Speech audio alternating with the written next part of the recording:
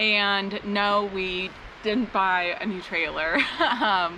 Our trailer is still parked right over there. This is just our family friends. It's the summertime, so everyone's coming down to do wind sports and stuff like that. We are still living in our trailer here. To give you a little like breakdown of timeline, that means we've been in this current trailer for a year. We bought our land in July last year. So things are coming together. They're getting buttoned up, which is really, really exciting. And I just wanted to make a video kind of going over the whole process of like start to finish building on raw land. I've been sitting on a lot of Reddit threads and going through different things, which is like super helpful, but I see a lot of people asking the same kind of questions over and over again, who are at the beginning of their, journey. They're trying to get their own house. And I wanted to make a couple videos to break down at least our process, because it is so specific for everyone and where they're at. But I wanted to at least make a video, a 3-part video thing to kind of go over our process start to finish from getting raw land and what that looked like for us in Washington state. So I'm doing today's video. It's going to be, part 1 of hopefully 3 parts. I was gonna title this one Scope, Schedule, and Budget, because that's kind of a term that we use at my work at least. But you know what, don't even think about your schedule, because you can have like high hopes for your schedule and it's really just gonna go all over the place. There's a lot of things you just can't control, other people's schedules, weather, what have you. So really it's scope and budget is today's video, which is kind of the boring part of the whole process, but it's where people start. So I would definitely say at the beginning of our, I'll call it journey, but at the beginning of ours, we were all over the place with what we wanted. We were your average millennials. We don't have a lot of money to put down, and we wanted to get out of renting. So our first stop was like, let's start looking at houses and looking at things. That's really where our whole thing started. We were actually looking at houses already built. We didn't go into this process saying like, it would be fun building a house out in the middle of a field. No, we were like, let's get a house to move into right away. But looking at prices in this area for what you can get just didn't really make sense. We could buy a house that is a established manufacturer home, or single or double wide, for out in this area. It's crazy. All my like folks in the Midwest are like, oh my God, what? But you can get like a double wide out here for $350,000, no land. And that just didn't really like make us all feel warm and fuzzy on the inside. We were like, that doesn't really make sense. Why the heck would we do that? No shade to anyone who is doing that, but we were like, we could go the longer route and get a house exactly how we want it, get a little bit of land, and it be new.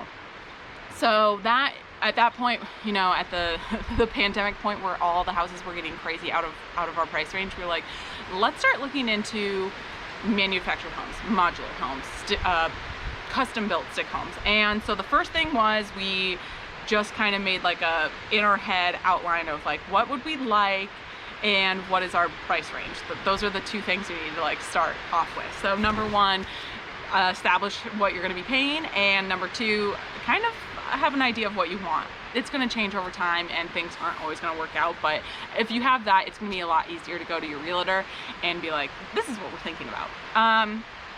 So that brings us to number 2, find a realtor. That was extremely hard for us, being first-time home buyers who didn't really know what they wanted. I had reached out to probably like 15 different realtors and was like, hey, this is kind of what we're thinking. This is what our, idea is. And out of the big group of realtors that I reached out to, maybe like 3 responded, and of that I only really liked the vibe of 1. So we went with the one realtor that we really liked the vibe, gave us the time of day, and that's a little hard to find, especially when the houses were so expensive. Realtors were making, a lot of sales, and pretty easy sales, because people were just like wanting to buy anything. So it was a little hard for us to find a realtor that we were super comfortable with and was so chill and like understanding of our situation of like, we don't really know what we want, but this is probably the route we're gonna take. So once you have your realtor, you're gonna start looking into properties and simultaneously start looking into your loan options. They're gonna be really different depending on if you luck out and find land with a well already on it, or maybe you don't find land that's perfect with a well on it. We kind of went about this step a really weird, awkward way that I, going back, wouldn't do it this way. We found the land that we loved. It said there was no utilities on the property, and we bought the land immediately with a land loan. We had to find a very specific bank that would lend on land that had no utilities, no water, nothing on it. But a couple steps later, we found out that the place that we got our construction loan through would have also let us wrap up the cost of the land. So we ended up having to pay closing costs twice. I would not recommend it. If you can, start looking for construction loans that will allow you to buy land with that construction loan without any utilities on it. That might change day to day. I know like COVID played a really big part on what banks were allowing to loan on, but our construction loan was great because they did let us move the what we owed left on the land into the big price of the construction loan. So all of our stuff is together now, and just kind of something to be aware of. If you can avoid closing costs twice, and if in your area the banks will let you, they will loan you out the money for land that doesn't have anything on it, then definitely do that. That makes way more sense. So while you're looking into, if you have your land and you did it our way, you know, two times closing, the next thing that you're doing is looking for your construction loan. And we were kind of cornered into one specific bank that would allow construction loans in our area. So that was our only option. We couldn't go anywhere else. But at that point, you are going to that bank for the construction loan, and what you're going to want to wrap into that is everything that you can, you know, depending on what your financial situation is. Ours, we wanted to wrap everything in, and we wanted to wrap it in on the higher end, just in case. You know, at the point in the pandemic, all the prices were rising, so we were like, let's get our quotes and get them on the higher end and bring that to our bank for the closing costs, because we wanted that little bit of wiggle room. So once you have your construction loan, you're going to start reaching out to the contractors and different folks you need to do the work. So for our property, we needed a well, we needed half of a septic system. We bought the property thinking there was no septic system. Long story, but we found half of a working one. So septic, electric, the house cost itself, if you go manufactured, modular, stick-built, custom, whatever you're doing, you're going to take all of those quotes and kind of, you know, tell the different contractors, err on the safe side, err on the side a little bit higher. There is a contingency that gets wrapped into it, but for ours at the time it was only 10%, so that's not a whole lot of wiggle room.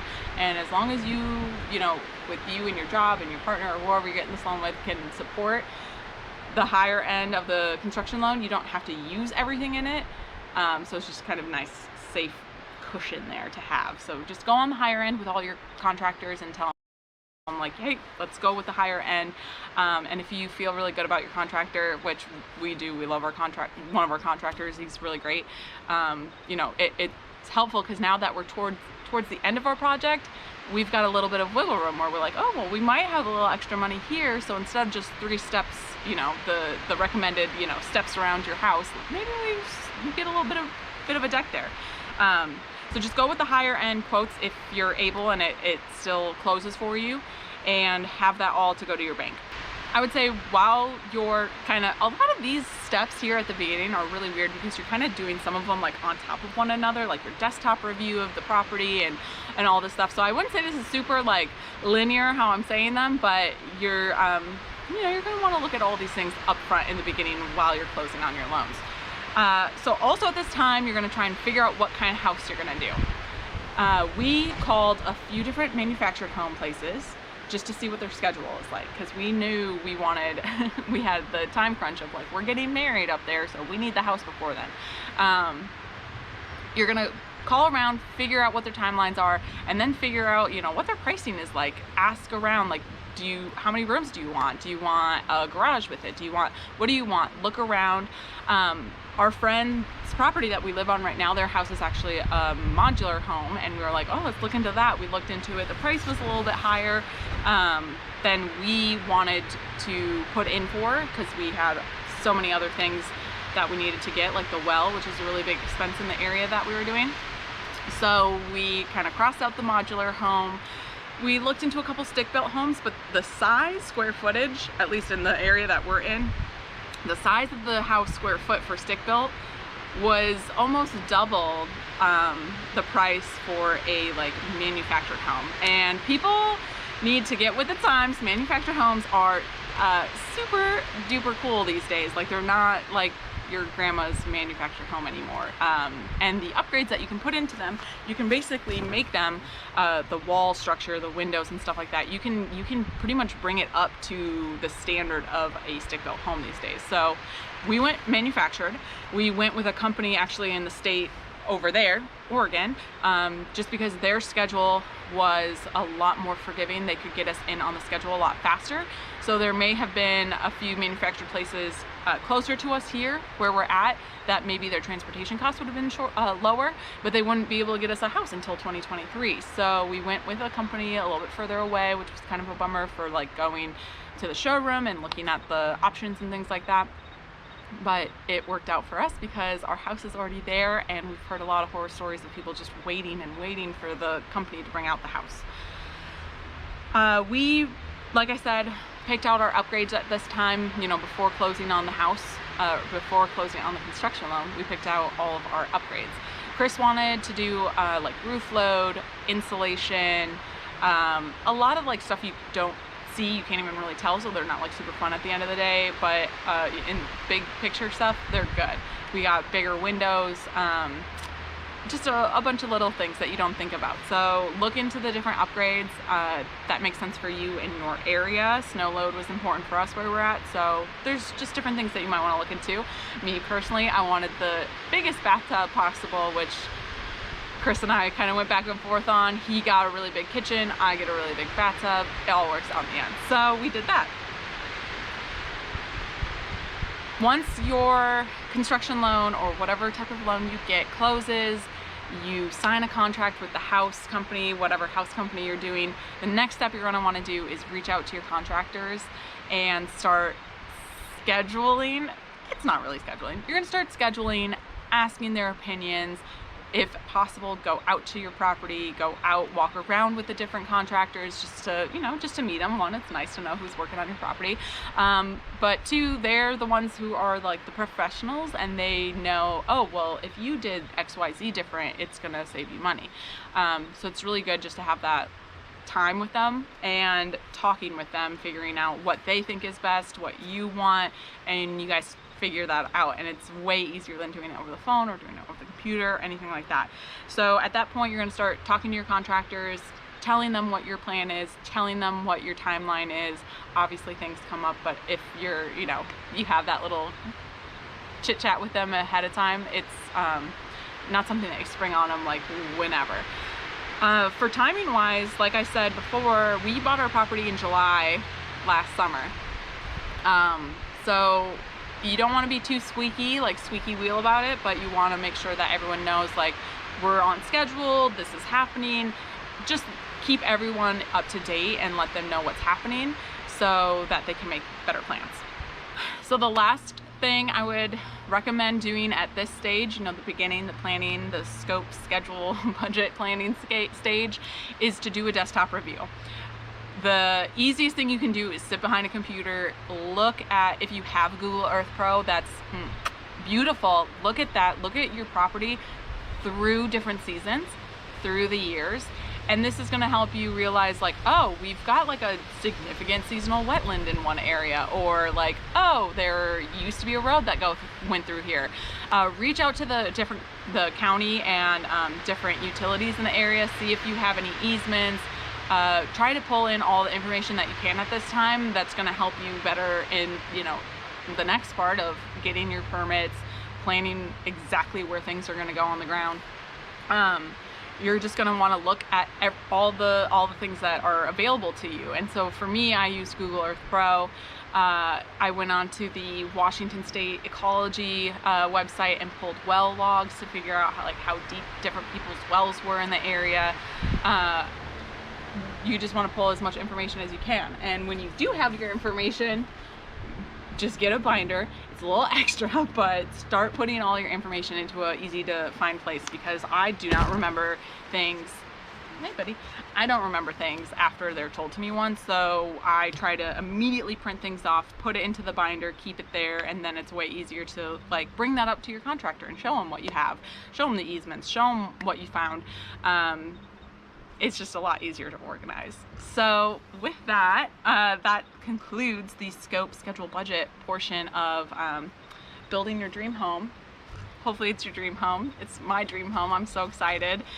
We're hoping to move in next month. I'm so excited, and Boyo, I'm sure he's really excited. He's gonna miss his girlfriends down here, but I've been living in trailers far too long, so I'm very excited, and I hope you guys all have a great journey building your house, or whatever method you're gonna do, if it's a house like ours or if it's a really cool container home. I've been seeing so many different things just on Reddit and TikTok, and people are doing such cool things with what they have, and it's just really awesome. So I wanted to share what we're doing and how we're doing it, and hopefully everyone has a great time doing whatever they're doing. All right, bye.